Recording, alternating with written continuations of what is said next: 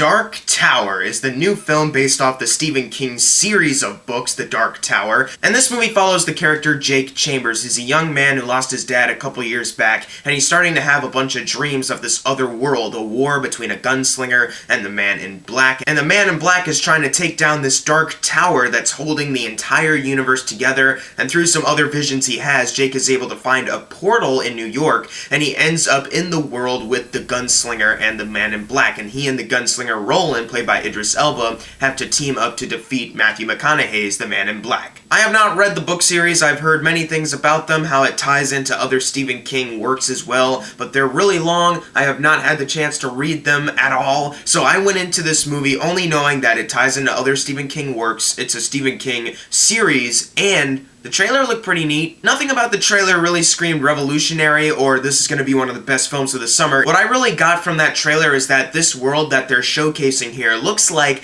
it could be done in a really cool way if the execution is right, the script, the characters. And walking out of this film, there is definitely a lot of potential to be had with this world. However, the execution really did not deliver on that at all. The real big issue that this film has is that it's an hour and a half long. It's not as long as you really would expect a movie like this to be, and it's so rushed, you can feel it. This world that Jake goes to and encounters the gunslinger in, this world has so much neat potential here.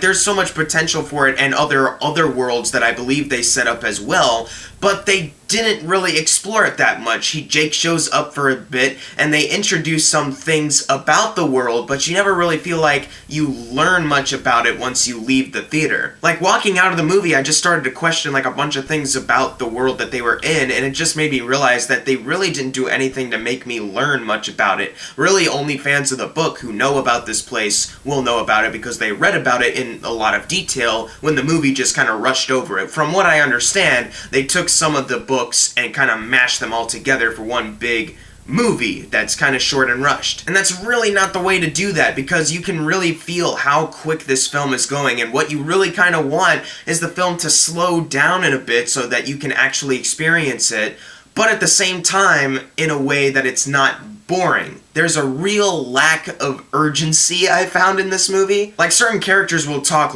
we need to stop the Man in Black because he's about to destroy the tower, and that'll unleash a bunch of demons across all the worlds. We have to do this. Stuff like, we need to do this now, where you really can't feel the urgency in their voice. It should be we have to do this right now, we gotta do it before we all die, we can't die here. No, it's just, we have to do this. Come on, let's go. And a really easy criticism to have is, oh, well, that's just the actor's fault. I actually think it's more the director's fault. The execution on his part for that just didn't really work. There was no sense of urgency. It didn't really give me a reason to care that much about what was going on. So I just kind of sat there just kind of eh. However, this is kind of a bigger film. There's going to be some action sequences, there's some visual effects works going on. If there's some great visual effects, great action set pieces, then the kind of rushed feeling of the plot, not really getting that much invested in the story, can be a little bit forgiven if you at least give us something entertaining to watch. And they kinda did that. I can definitely say that the action sequences got better as the film progressed, but near the beginning, nothing really that impressive. The last action scene is definitely the best, but even that one isn't really anything new or that creative. And Roland, the gunslinger, he can do really cool stuff with his guns, and you get moments of that where he's reloading, and that's really neat stuff. I just wish that they contained the consistency of that coolness factor going on, and they just really didn't. And even the visual effects aren't really anything special. Nothing horrible, nothing obviously fake, but it's nothing amazing where I literally go, wow, in the theater. It's just a bunch of, yeah, that's a special effect. And I also noticed there's one action scene near the 30-minute, I don't know where it was, but there was a scene completely at nighttime, dark, and there was a CGI creature popping in trying to kill them, and I was thinking, you guys did that intentionally so we didn't have to see that in, bright sunlight, so we couldn't see it that well. I see what you did there. Let's talk about the main character of the film, Jake Chambers. I didn't really feel like he actually had an arc throughout the film. Don't don't get me wrong, the actor who played him, he's fine, he did an okay job, and he has certain aspects, he has certain character aspects. His father died. His mom really cares about him, but the stepdad really doesn't care too much for him. He gets bullied at school because people think he's crazy because he has these weird visions. But after that kind of setup,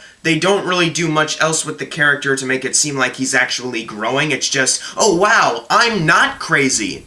And then that's it. He's got to deal with certain things emotionally, and the actor did fine, but from a character perspective, from a story perspective, it just doesn't feel that strong because once again, it's rushed. Like, they don't give you any time to care. I'd say that he gets a little bit better when he starts interacting with Roland the Gunslinger. He and Idris Elba actually had some good chemistry going on there. They even did pull a Wonder Woman where they go to Earth and Roland's like, oh, what's this? What's going on here? Like, there were some humorous things going on with that, like the hospital scene. That was kind of funny, but, you know, it's just another version of Thor or Wonder Woman where we've seen that already. But it was humorous enough, I guess, and Roland himself as a character, there is definitely a lot of potential here. In fact, he probably should have been the main character, like he was in the book series, but instead, they had Jake be the main character, which is...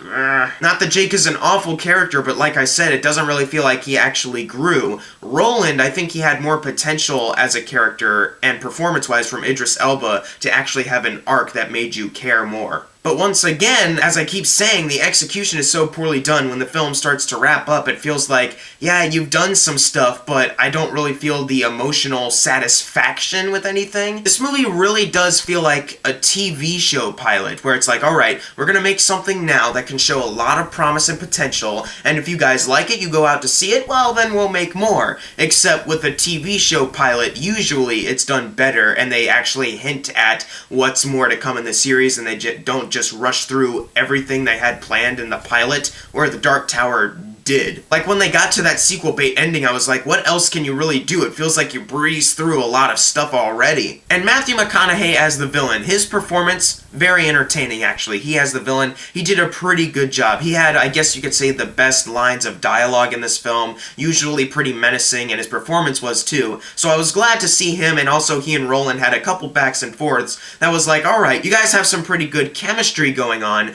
but at the same time, they really don't give us a motivation for the Man in Black. All we know is he's a sorcerer, and he wants to take down the Dark Tower and unleash demons.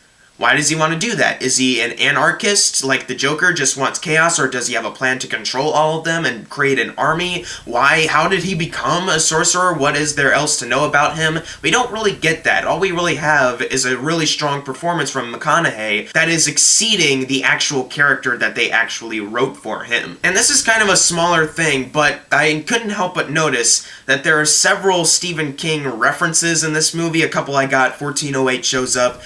They show a picture of the Overlook Hotel from The Shining, and also there's a main part of the film where the kid is psychic, and they refer to it as Shine, which is The Shining. So I couldn't help but think, like, are they trying to set up like a Stephen King cinematic universe with this film, or are they just throwing in a couple Easter eggs? If it is just Easter eggs, alright, that's kind of clever. But if it is like a setup to like, we're gonna do a bunch more Stephen King movies, we're gonna reboot a bunch of other ones, I don't really think we need that. But if it's just clever Easter eggs, that's alright. Overall, The Dark Tower is just meh. Like, I walked out of the theater really just feeling like I don't really care. The actors are doing a pretty decent job considering the roles they were given aren't really as strong as you really want them to be. Idris Elba and Jake have some pretty good chemistry going on. The action gets a lot better near the end of the film, but even then, it's nothing really that exceptional or amazing. Like, the only cool parts are really when Roland is doing cool stuff with his gun. There's definitely a lot of potential that this world had, and if they do decide to make another Dark Tower film, I would like to see that explored more,